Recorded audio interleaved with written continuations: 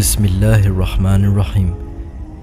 In a dream, Qasim saw himself at the foot of a mountain. As he stood there, Qasim intuitively recognized the mountain as the very one that contained the cave in which the noble companions of the cave, sleepers of Ephesus, or the Ashab al-Kahf, sought solace and refuge from their tyrannical pagan society. Intrigued by this realization, Qasim climbed the mountain. Upon reaching the cave, Qasim witnessed the emergence of the companions of the cave. They wore distinctive blue thobes, slightly shorter in length than the customary thobes of today, with their length falling around 6 inches shorter, modestly above the ankles. Qasim then engaged in conversation with one of the men who approached him. Qasim greeted the man with "Assalamu alaikum," to which the man responded in kind, replying "Wa alaikum assalam." The discussion between them was marked by the man's eloquence, and a profound aura of piety surrounded him, which led Qasim to believe that this man was the Amir or leader of the two groups. Curious about their collective existence, Qasim posed the question to the companion, inquiring about their number and the significance that many people attribute to them. In response, the man conveyed that they were a group of 11 individuals, with their faithful dog serving as the 12th member. These 11 companions were divided into two groups.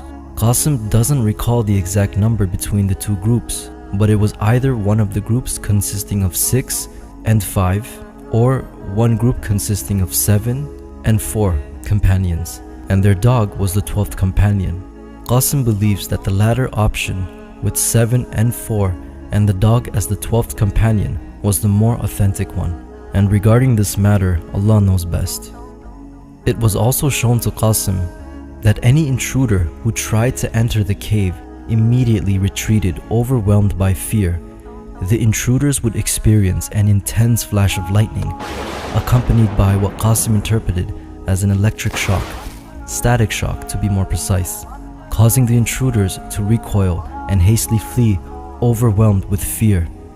It is Qasim's opinion that the sensation of fear experienced by the intruders resulted from being shocked by this electrical phenomena, coupled with the flash of lightning.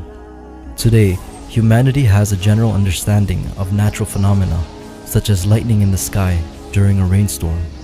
However, the distinct feeling of being struck by lightning is known only to those who have endured it. All right, talk about a close call. A 22 News viewer was nearly struck by lightning while outside of their home in Springfield. Hey, watch this. Yeah. I could feel like a static electricity starting to build up. Like when your hair stands up, and then it got really intense, and then right away after, within 2 seconds, the lightning, I heard the loud bang, and I saw the white flash. But as to how the flash of lightning was initiated, Allah knows best. This wasn't shown in detail, but it is possible that their unintentional contact with the cave's walls could have resulted in static shock and triggered a brief flash of light. In another dream, Qasim found himself within the confines of his own home. His attention was drawn to a ladder positioned outside of the house, leading towards an iron door upstairs. As the dream unfolded, Qasim observed a group of misfits attempting to gain entry through this door, only to be confronted by a sudden and intense lightning strike, akin to the same lightning strike that the intruders who would try to venture within the cave encountered. Startled by the electrifying discharge, these intruders swiftly retreated in fear, mirroring the reaction of the intruders from the Ashab al-Kahf dream. To Qasim, it appeared as if the intruders had experienced an electric shock, causing them to hastily recoil. Faced with the imminent danger, their response was to flee. Driven by the instinctive belief that if they do not flee, they would die. The thunderous sound accompanying the lightning strike further intensified the scene, invoking a sense of awe and fear. Upon delving into the Quranic account of the companions of the cave, as mentioned in Surah Al-Kahf, we encounter an intriguing narrative that sheds light on the nature of their sleep and the events surrounding them. Allah describes how the ears of the sleepers were veiled, rendering them oblivious to any noise during their slumber within the cave. Additionally, Allah reveals that had someone come across them during their dormant state, that person would have been filled with terror and fled from their presence. Scholars have offered various interpretations to clarify the reasons behind this apprehension. Some suggest that the individual's awe-inspiring appearance endowed by Allah would have evoked fear and unease. Others propose that their imposing stature or their eyes appearing open as if they were awake and ready to converse could have been the cause of alarm. Nonetheless, each scholar presents their own perspective. Yet in Qasim's dream, another interpretation unfolds, aligning with Allah's mention of veiled ears and the intruders being filled with terror.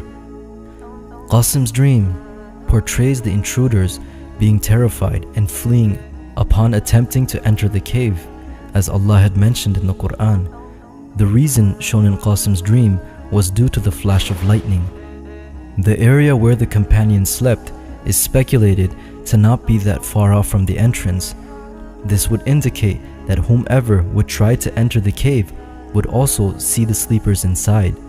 To add, Qasim's dream correlates with the notion that Allah covered the ears of the sleepers, emphasizing the connection between the veiled hearing of the sleepers so they wouldn't hear anything, and the thunderous sound of lightning which the intruders encountered while trying to enter the cave. Furthermore, the Quran poses a mystery concerning the exact number of companions and their canine within the cave. However, it also mentions that the precise count of the sleepers is known by a few who are aware of this knowledge. So the intriguing question arises, could it be that the Mahdi, whom I believe is Muhammad Qasim, is among the select few who possesses knowledge about the exact count of the sleepers of the cave? Within the Quranic narrative, Allah cautions engaging in futile debate or speculation except on matters that are clear and apparent. And this matter was shown to Qasim as clear as day. And now you too have this knowledge. And as always, Allah knows best.